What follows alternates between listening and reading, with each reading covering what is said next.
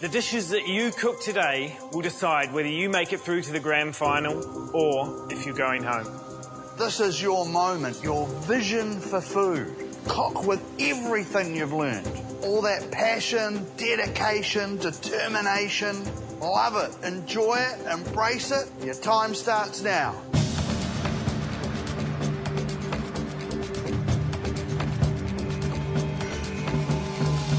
I'm starting on my lamb shanks, because they do take quite a long time to cook. Just give me some of that sinew. I quite like the sinew on it. It kind of cooks down and it becomes this really lovely kind of gelatinous kind of meat. Some people don't really like it, so I'll just get rid of some of the fat. I've chosen the smallest possible shanks out of the shanks that were in the pantry so that I know that they'll cook quicker. Hello. Hello, Donna, nice to meet you. And you. Tell me, what are you cooking today? Today I'm cooking saltfish fritters with a little cucumber salad. My mum cooked the saltfish fritters for me as a child. The shanks cooked in red wine and balsamic vinegar with rosemary. For dessert, I'm doing white chocolate trifle, fresh berries and chocolate sponge. Jax, how does that all relate to your book? My book kind of catalogues where I've been in my life, really. It's all about the story.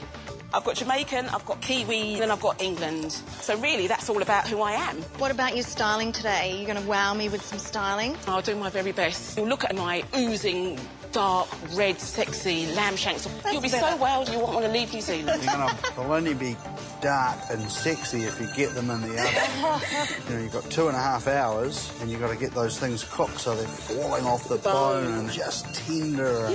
Yeah. They'll be there.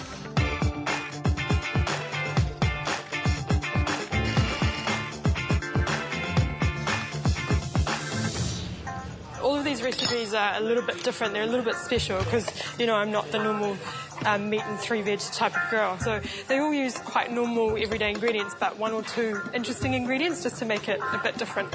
Hi, Donna. Hi, Nadia. Tell me what you're cooking today. For the entree, I'm doing a sumac smoked salmon. I'm going to put that with orange, avocado, watercress and baby radish. Main, it's going to be crispy skin duck with a garlic kumara puree.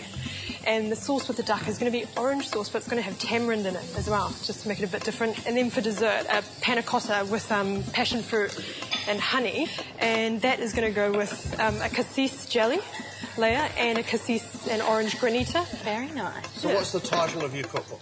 I've decided on Eat Smarter because I'm a dietitian, but I'm also a cook, and I want to put the two together. Salmon is an absolute superfood. Salmon is full of omega-3 fatty acids, so this dish with a nice fresh salad, it's got to be healthy. The panna cotta is usually 100% cream, but I'm doing half yogurt, half cream. And what about duck? I really didn't think a dietitian would be diving in there for some fatty duck. My whole food philosophy is that if you eat it in moderation, it's absolutely fine, and you should be able to have that. Nadia, are you going to win today? Yep, I sure am. I know these... Jax didn't seem to think that you're a threat. So I'll prove her wrong.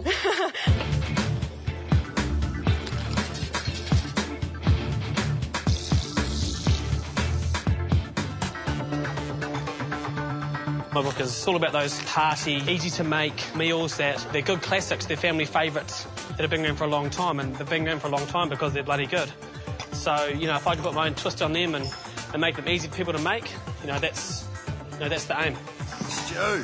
Simon, Donna, Hi. pleased to meet you. You too. Tell me what you're cooking today. I'm cooking a pea soup with some scallops and some bacon on it.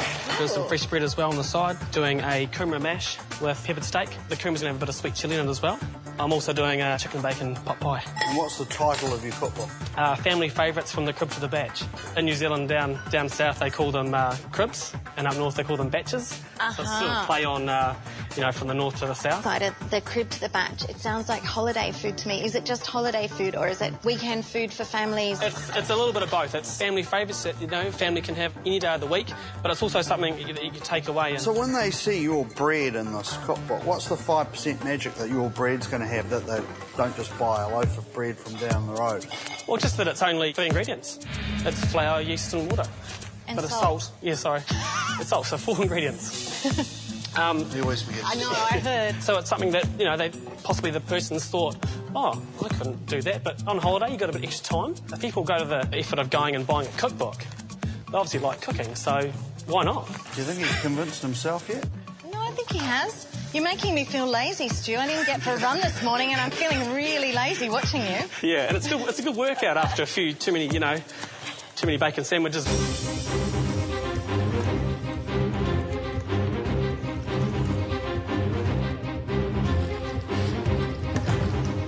One hour gone. You have 1.5 hours to go. What do you think, Donna? I'm really impressed with just the sophistication of the levels of that flavour. Stu's chosen things that are really quite basic. All merit to that. I love a good, well-cooked, basic food. Maria's bench, I have to say, is best smelling bench so far. Absolutely. She won me on the salmon first off. So if she can pull that off with the duck and then that dessert, it's going to be pretty rocking. My only concern is that she looks like she likes to add a lot of elements, and for me that could be her downfall. What do you think about James? Lamb shanks on 2.5 hours wouldn't be something I would choose to do. As a stylist, one of my biggest nightmares would be styling lamb shanks. The biggest thing for me is I hope that the flavours are great, but I hope they remember the challenge today that everything has to look great. Yep.